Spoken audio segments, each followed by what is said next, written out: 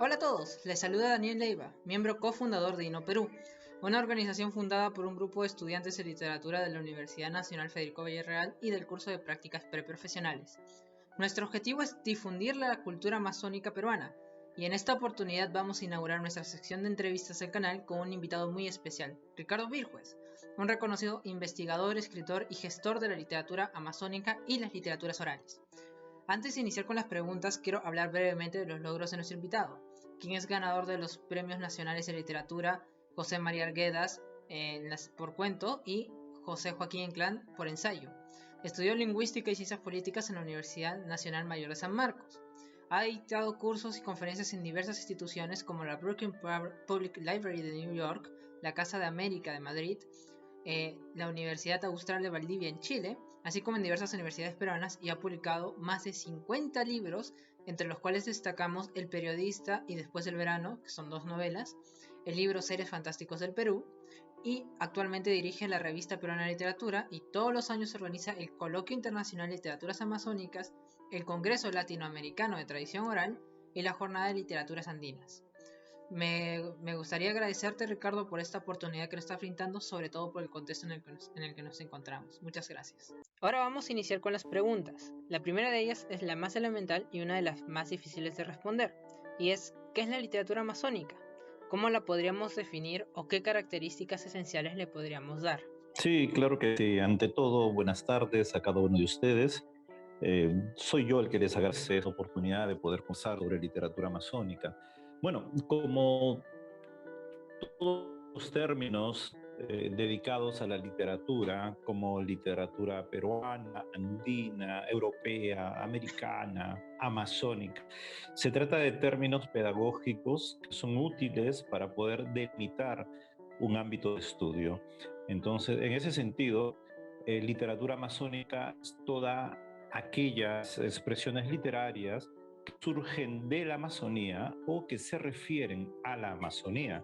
Puede ser Amazonía peruana, y hay que recordar que casi todas las regiones peruanas son amazónicas, algunas, algunas no las son, pero la mayoría sí, o puede ser panamazónica, porque también la mayoría de países del continente de Sudamérica son amazónicos también. Entonces puede englobar ambos aspectos. Ahora, la pregunta más bien es, creo yo, si la literatura amazónica posee elementos que lo diferencian de otro tipo de literatura. Y creo que allí sí comienza el verdadero debate, la verdadera discusión. Pero bueno, ya te di un pequeño alcance sobre lo que sería para nosotros la literatura amazónica. Sí, de hecho es bastante interesante, sobre todo por la visión que tenemos nosotros, por ejemplo, nosotros somos limeños, la visión que tenemos a nivel general es una visión muy romántica de la literatura amazónica, es una visión muy fantástica también. Lo asociamos mucho a mitos, a seres fantásticos, como por ejemplo el Chuyachaki, el Amaru. ¿Qué me podrías decir en torno a esto? Si la literatura amazónica se queda centrada en esta parte fantástica o se tiene algo más que ofrecer a la tradición literaria peruana. Bueno, debo decir con un poco de gracia y de pena que el desconocimiento que tenemos de la literatura amazónica es escandaloso. Sí, es escandaloso. Sí, en eso te Pero apoyo. hagamos un mea culpa y reconozcamos que cuando hablamos de literatura amazónica estamos hablando, en primer lugar, de una literatura que tiene miles de años de existencia y de desarrollo a través de sus tradiciones orales, pero por otro lado también de que la literatura amazónica tiene casi la misma edad que el resto de literatura peruana y que incluso ha influido bastante en lo que llamamos la literatura peruana del siglo XX. ¿No? Prácticamente la literatura peruana moderna es la del siglo XX. Así que Iquitos, por ejemplo, una de las ciudades amazónicas que surgió en la época del caucho, es una ciudad amazónica que ha creado las bases para buena parte de la literatura peruana. Por ejemplo, los primeros cuentos modernos, contemporáneos, que consideramos como los cuentos peruanos, donde está Manuel Bengolea, incluso César Vallejo, Abraham Valdemar, es decir, los primeros cuentos peruanos, ese tipo de cuento ya se desarrollaba en Iquitos a comienzos del siglo XX. Por ejemplo, hay cuentos modernos en apuntes en el oriente peruano de Jorge von Hassel, que es de 1905, o los cuentos de Humberto del Águila, que escribió, publicó después sus cuentos amazónicos, se publicaron al comienzo en 1916-18. Esto lo digo para que vean que hay un paralelo entre el surgimiento de la literatura moderna, urbana en el Perú con lo que ocurría en la Amazonía. Y entonces podemos decir que hay momentos muy importantes y hasta fundacionales en la Amazonía para el resto del país.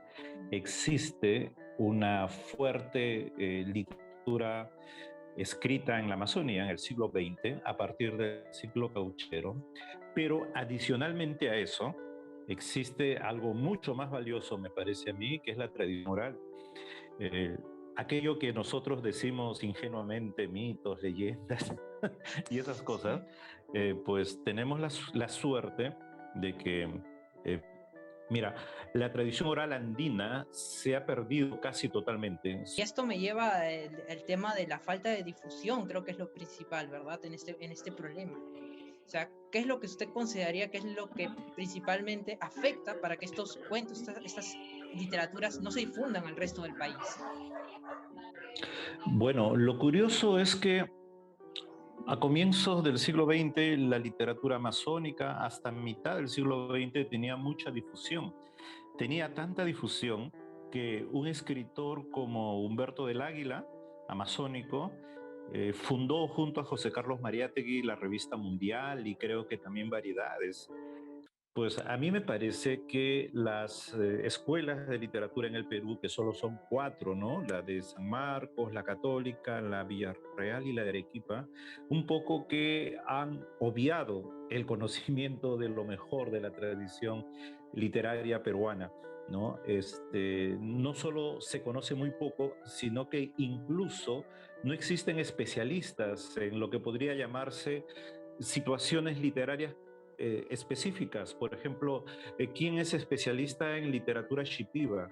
Lo cual debería ser, porque se ha demostrado ya que la literatura shipiba no solo son cuentos, sino cantos, y que sus cantos poseen rimas internas, rimas externas, dentro de una complejidad formal que se ha formado muchos años antes que las rimas que llegaron de Occidente, ¿no? Y tenemos allí situaciones muy tremendas. Algunos antropólogos han hecho el trabajo por los literatos, pero lo que esperamos es que los literatos recuperen el papel de investigadores de esa gran literatura. Te soy sincero, se ha abandonado la investigación. La investigación literaria en el Perú es muy pobre, sumamente pobre, comparado con otros estudiosos en otros países, por ejemplo en Brasil, donde hay incluso cursos y programas de estudio de literatura amazónica. En el Perú no existe, ni siquiera en universidades amazónicas. Entonces necesitamos recuperar. Yo creo que todas las carreras de literatura necesitan recuperar el sentido de su existencia, porque si no investigan y conocen nuestra propia literatura, la pregunta es entonces, ¿qué conocen? Y eso es algo que quisiera preguntarte. Si tú consideras que las traducciones de literaturas amazónicas escritas en idiomas aborígenes, por ejemplo el Shipibo o el Bora Bora, pierden su calidad o pierden su esencia o parte de su identidad a la hora de realizar sus traducciones, si consideras que estas traducciones son algo negativo para estas literaturas. Precisamente lo que acabas de decir es el meollo del problema. La universidad peruana no está preparada para ver su propia realidad en literatura. Mira, no solo es literatura amazónica, por ejemplo, la literatura quechua posee una abundancia y una contundencia creativa extraordinaria e ideal para la ciencia. Lo que no pasa con el castellano, ¿no? El castellano es una lengua retórica, hay que hacer mucho para decir poco. Con el quechua no pasa eso. Entonces tenemos una riqueza literaria con el quechua que la mayoría de estudiosos literatos no tienen la menor idea y la tenemos a la mano. Y peor con la literatura amazónica, porque la literatura amazónica o la Amazonía ha logrado crear un tipo de castellano distinto. Nosotros lo decimos el castellano amazónico. El castellano amazónico es un poco la concreción de lo que soñaba Arguedas. Es decir, se habla castellano, pero todo el sustrato de esta lengua es quechua. Y la pregunta es, ¿cómo es posible que toda esa realidad, toda esa riqueza sea desconocida por la institución que debe estudiarla, que es la universidad? Eso te plantea un punto de inflexión en los estudios, ¿no? Necesitamos definitivamente cambiar el currículo, cambiar la malla curricular e integrar esas otras realidades que son aplastantemente tremendas. Por ejemplo, Perú. Eso implica de alguna manera la participación y el pedido, ¿no?, de los estudiantes, de los que estudian literatura, de los que son profesores, pero también de nuestra parte. Por ejemplo, yo estoy fuera del mundo académico, aunque realice actividades académicas como estos congresos, pero igual me parece que sería una gran cosa que, que la universidad pueda trabajar en conjunto con estas iniciativas particulares que nosotros hacemos, ¿no? Por eso, qué bueno que podamos dialogar sobre estos temas con ustedes. Por eso te decía al comienzo, a mí me alegra mucho que con estudiantes de literatura podemos dialogar de estos temas literarios. Sí, Sí, de hecho está la paradoja, que de hecho es bastante recurrente, de que en el extranjero le tienen más cariño a lo propio que nosotros mismos. Es bastante curioso porque no es la primera vez y tampoco no es únicamente con la literatura amazónica donde se le estudia más en el extranjero que dentro del propio país. en Lima nosotros hablamos quechua sin darnos cuenta. Cada vez que decimos cancha, Perú, Lima, Rima, que estamos hablando quechua, pero lo hemos asimilado ya con tanta naturalidad que no nos damos cuenta. La idea de ser un país plurilingüe o la idea de nosotros ser profesionales plurilingües es una necesidad absoluta, completa. Entonces, tu pregunta yo la reformulo, ¿no? Las obras de los otros pueblos amazónicos y andinos deben ser traducidas para nosotros, los limeños, poder leerlas, o al revés, nosotros debemos aprender las lenguas que se hablan en el Perú para poder entender el resto del país, ¿no? Creo que por ahí debe ir la reflexión también. Okay, gracias. Bueno, Ricardo, lamentablemente tengo que decir que no nos queda mucho tiempo y la verdad es algo que a mí me apena bastante, ya que esta entrevista me está pareciendo muy interesante y he estado aprendiendo muchas cosas. Por lo cual mi siguiente pregunta, mi última pregunta, va en relación a esto. ¿Cuáles son los proyectos que actualmente estás desarrollando para la difusión de estas literaturas amazónicas? Sobre todo para que nuestro público los pueda conocer. Bueno, estamos este año, la pandemia nos da cosas buenas y cosas malas, más malas que buenas, pero por ejemplo, en mi caso estoy aprendiendo a aprovechar los libros digitales, que antes yo era muy romántico, romántico en el sentido antiguo, ¿no? De que prefería los libros de papel, pero ahora me ocurre lo contrario. Ahora prefiero los libros digitales. Con una tablet ya tengo 5.000 libros y ya no quiero más. Pero eso implica que la mayoría de libros que estamos produciendo y de revistas que hemos producido, todas las digitalizamos y todas las distribuimos gratuitamente. Creo que se está convirtiendo en una tendencia la de producir libros, algunos impresos, pero luego distribuirlos digitalmente, ¿no?, en las redes sociales. Entonces, eso significa que los coloquios de literatura amazónica que estamos realizando y de las que hemos publicado los 2 primeros tomos, vamos a publicar las demás, pero en formato electrónico. Así que vamos a seguir difundiendo los estudios de literatura amazónica, pero también en otra área los de tradición oral. Tenemos el Congreso de Tradición Oral que vamos a realizar en septiembre, también de manera digital, y que va a convocar a estudiosos de diversas partes del mundo sobre tradición oral peruana, ¿no?, lo cual es una cosa extraordinaria. Entonces, nuestros planes apuntan a digitalizarlo todo, a seguir apostando por la literatura amazónica, y nos gustaría, pero para eso necesitamos el apoyo académico de universidades, nos gustaría desarrollar el castellano amazónico a otros niveles, ¿no?, a niveles más académicos, por ejemplo, porque el castellano amazónico está muy desarrollado, es muy rico, pero a nivel popular. Falta convertirlo en una variedad del castellano peruano de nivel académico. Nos gustaría por eso crear concursos de novelas o de cuentos o de poesía, pero en castellano amazónico. Ya se están haciendo concursos en quechua y eso es una gran cosa.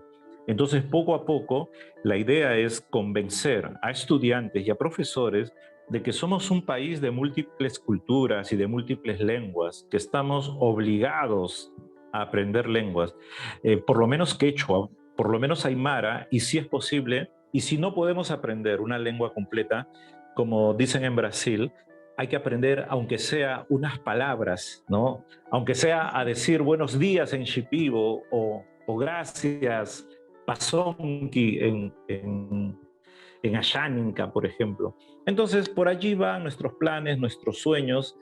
Esperemos que si podamos seguir en mejores condiciones ahora que la vacuna ya llegó al Perú y todo esto mejore. Pues. Sí, Y te agradezco todos. por la entrevista. Sí, muchas gracias, más bien usted por el tiempo. Y bueno, con esto damos por concluida nuestra primera entrevista de la sección. En este caso, para nuestros estudiantes, les sugiero que por favor le den me gusta, compartan y dentro de poco tendremos todo lo que nos ha, los nuevos proyectos de Ricardo en la descripción o en nuestra página de Facebook para que puedan acceder a ellos. Muchas gracias por vernos y por su tiempo. Gracias, Daniel. Hola, mi nombre es Sara Juárez, cofundadora de INO Perú. De parte de toda la asociación, te queremos dar las gracias por estar el día de hoy observando esta fantástica entrevista, realizada por Daniel Leiva. Siguiendo nuestro patrón de difusión de eventos con temática amazónica, nos gustaría invitarte a la 8ª presentación del Coloquio Internacional de Literaturas Amazónicas, edición bicentenario. Este fantástico coloquio está siendo organizado por la editorial Pasacalle. Va a ser realizado los días 10, 11 y 12 de junio. Es completamente virtual y si deseas participar como un ponente, puedes enviar tus ponencias hasta el día 30 de junio a su correo electrónico pasacalle@gmail.com. Ahora, si deseas más información sobre esta fantástica experiencia, puedes revisar la información colocada y los links en nuestros medios sociales. Sin nada más que agregar, te deseamos un excelente día y muchas gracias por estar con nosotros. Hasta luego.